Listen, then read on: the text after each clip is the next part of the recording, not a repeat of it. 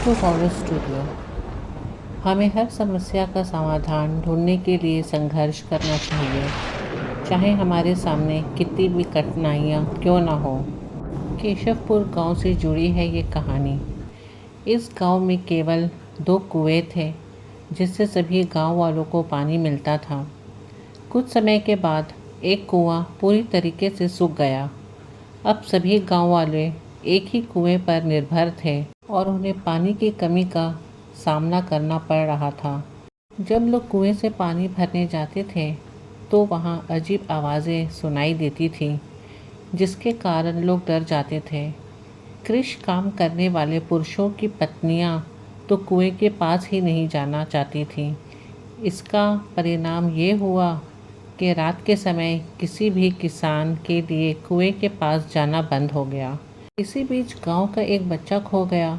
लोगों ने बच्चे की खोज में कई दिनों तक प्रयास किया, लेकिन बच्चा नहीं मिला। अंत में गांव के लोगों ने फैसला किया कि कुएं के पास जाकर देखें क्या हुआ है। वो पहुंचकर उन्होंने बच्चे को कुएं के अंदर मरा हुआ पाया। कुएं के पानी में जाने के बाद उसकी जान चली गई थी।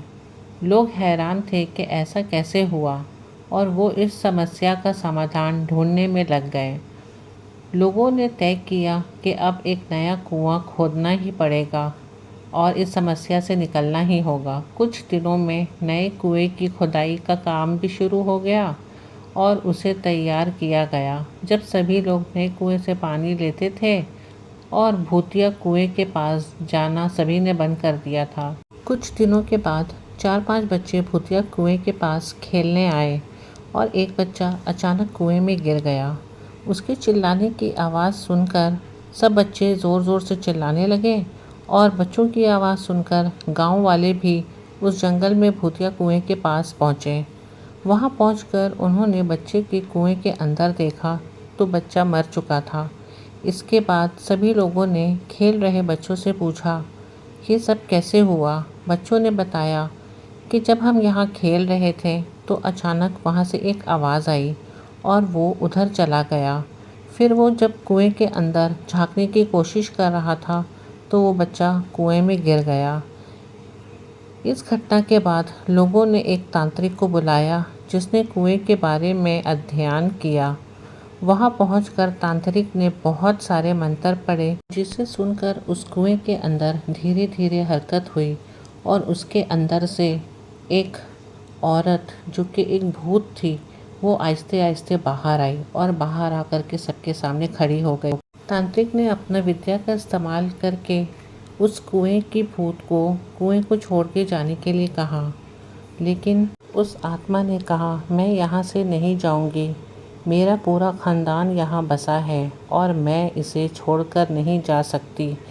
अगर तुमने मेरी बात नहीं मानी तो तुम्हें तो नुकसान पहुँचेगा ही, तुम्हारे साथ साथ पूरे गांव वालों को भी नुकसान पहुँचा दूँगी। ये कहते ही उस बच्चे की आत्मा भी वहाँ पर आ गई और वो बच्चा भी कहने लगा कि आप सब यहाँ से चला जाएं, वरना बहुत बड़ी नुकसान उठानी पड़ेगी। तांत्रिक को समझ आ गई थी कि ये आत्मा बहुत पुरानी और बहुत ही शक्तिशाली है।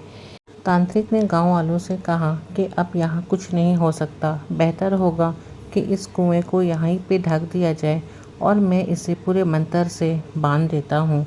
इसी में सबकी भलाई है।